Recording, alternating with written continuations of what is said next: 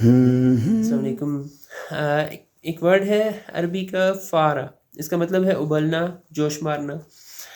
کسی چیز میں جلدی اور شدت کی وجہ سے اس کے ابال میں تسلسل قائم رہنا، یہ فارا کے میننگز میں آ جائے گا۔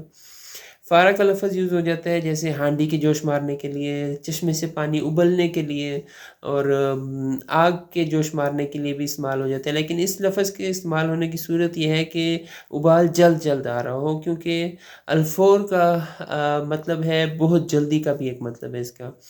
اسی سے ورڈ فوارہ ہے، کیونکہ اس میں سے پانی تیزی تیزی سے نکل رہا ہوتا ہے اور ایک تسلسل بھی ہوتا ہے۔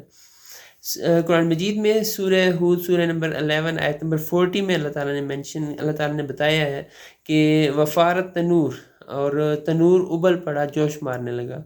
یعنی کہ اس جو حضرت نوح علیہ السلام کے وقت میں پانی اکٹھا ہونے لگ گیا تھا، اس میں سے ایک سٹارٹ اس جگہ سے ہوا تھا کہ ایک تنور تھا، تنور ٹائپ کی کوئی چیز ہوگی، تنور تھا، اور اس میں سے پانی بہت تیزی سے، بہت جوش کے ساتھ ابلنا شروع ہو گیا تھا۔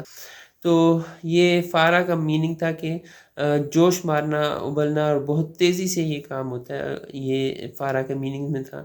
تو بس یہ میری طرف سے تھا۔ جزاکم اللہ خیر۔